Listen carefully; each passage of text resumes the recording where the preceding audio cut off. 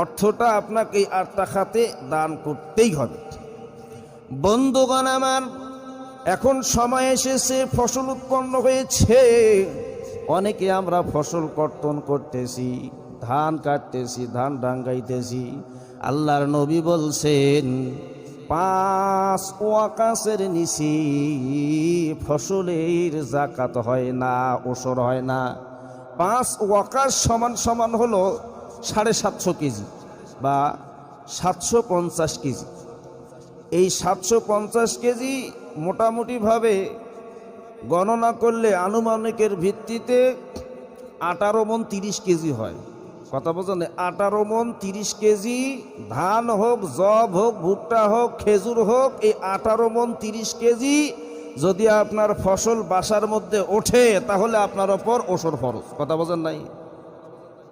হিসাব বোঝেন। 18 মণ 30 কেজি, 18 মণ 30 কেজি যদি আপনার ফসল বাসার মধ্যে ওঠে তাহলে আপনার ওপর ওসর ফরজ, তাছাড়া ওসর ফরজ হবে না। 10 কেজি কম আছে, 19 মণ কীভাবে হলো?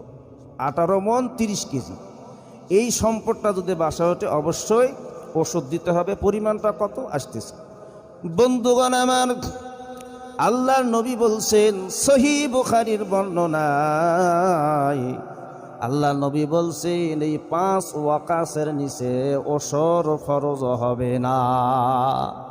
5 ওয়াকাসের নিচে যদি হয় সেটা আপনার ব্যক্তিগত বিষয়, ব্যক্তিগতভাবে আপনি দান করতে পারেন। ইচ্ছে করলে অর্ধেক দান করতে পারেন অথবা সব দান করতে পারেন, সেটা আপনার ব্যক্তিগত বিষয়। কিন্তু যখনই 18 মণ 30 কেজি হয়ে যাবে তখনই আপনার নির্দিষ্ট পরিমাণ সত্যের ভিত্তিতে এই 8টা জায়গায় ফসল বন্টন করতে হবে, আপনার নির্দিষ্ট পরিমাণের ফসল। কতটুক পরিমাণ? বাইরে আমার মাসালার কিতাব থেকে বলছি, আমরা যেটা জানি 10 মণে 1 মণ, 20 মণে 1 মণ, এটা আমরা কিন্তু জানি, অনেকে জানি, কিন্তু আমলের বেলায় কমতি আছে। আল্লাহ রাব্বুল আলামিন দুনিয়ার জমিনে ফসল ফলানোর মতন তৌফিক দিয়েছেন, জায়গা জমিন দান করেছেন। এই জমিন থেকে আপনি ফসল উৎপন্ন করে আমার বন্ধুগণ গোলায় গোলায় ধান, মন মন ধান বাসার মধ্যে ঢুকাবেন।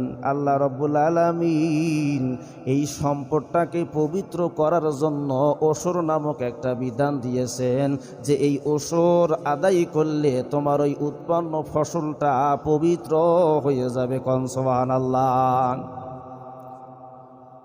প্রাকৃতিকভাবে শেষ করে আল্লাহ তাআলার